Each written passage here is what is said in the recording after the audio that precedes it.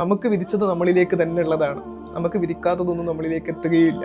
മറ്റുള്ളവർ അവരുടെ ജീവിതം ജീവിക്കട്ടെ, നമ്മൾ നമ്മളിലേക്ക് ഫോക്കസ് ചെയ്യാം.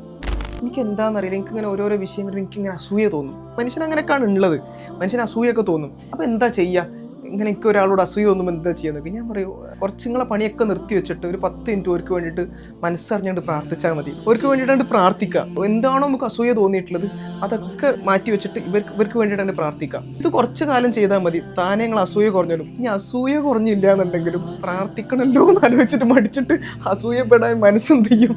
അതിനനുവദിക്കാത്തൊരവസ്ഥ വരും. അപ്പോൾ മറ്റുള്ളവരുടെ അസൂയ വെക്കേണ്ട കാര്യമില്ല. നമുക്ക് വിധിച്ചത് നമ്മളിലേക്ക് തന്നെ ഉള്ളതാണ്. നമുക്ക് വിധിക്കാത്തതൊന്നും നമ്മളിലേക്ക് എത്തുകയില്ല.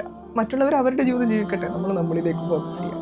ഇസ്ലാമികമായിട്ടുള്ളൊരു പഠനമുണ്ട്. നിങ്ങൾ ഇഷ്ടപ്പെടുന്നതിനെ നിങ്ങളുടെ സഹോദരന് വേണ്ടിയും ഇഷ്ടപ്പെടുന്നത് വരെ നിങ്ങൾ ആരും സത്യവിശ്വാസികളാകുന്നില്ല. അപ്പോൾ ആളുകൾ ഇതിനെ തെറ്റിദ്ധരിച്ച് വെച്ചിട്ടുള്ളത് എന്താണെന്ന് വെച്ച് കഴിഞ്ഞാൽ, എൻ്റെ കയ്യിലൊരു ഫോണുണ്ട്, അപ്പം എൻ്റെ പരിചയമുള്ള ഒരാൾക്കും കൂടി ആ ഫോൺ കിട്ടിക്കഴിഞ്ഞാൽ ഞാൻ അതിന് സന്തോഷത്തോടു കൂടി കാണണം. അല്ല, അത് ബേസ് ആയിട്ടുള്ള മനസ്സിലാക്കലാണ്. കുറച്ചും കൂടി കയറി മനസ്സിലാക്കണം. ഞാൻ ഇഷ്ടപ്പെടുന്നതിന് എൻ്റെ സഹോദരൻ എൻ്റെ ഇഷ്ടപ്പെടാന്ന്. എനിക്കൊരു കാറ് വാങ്ങണം എന്ന് ആഗ്രഹമുണ്ട്. എനിക്കാണെങ്കിൽ എൻ്റെ കയ്യിൽ ആ പൈസ ഒന്നുമില്ല. എൻ്റെ കൂടെ നടക്കുന്ന ആൾക്കാരൊക്കെ ആ കാറ് വാങ്ങുകയും ചെയ്തു. അതിനെ സന്തോഷത്തോടു കൂടി കാണുന്നവൻ്റെ പേരാണ് വിശ്വാസി. എളുപ്പമല്ലാന്നാണ് തോന്നുന്നത് അങ്ങനെയൊക്കെ ചിന്തിക്കാൻ. സാധാരണ മനുഷ്യന്മാർ, നമ്മളടക്കമുള്ള ആൾക്കാർ അതിനുവേണ്ടി ട്രൈ ചെയ്തുകൊണ്ടിരിക്കുകയാണ് ആ രൂപത്തിലേക്ക് ആവാൻ വേണ്ടിയിട്ട്.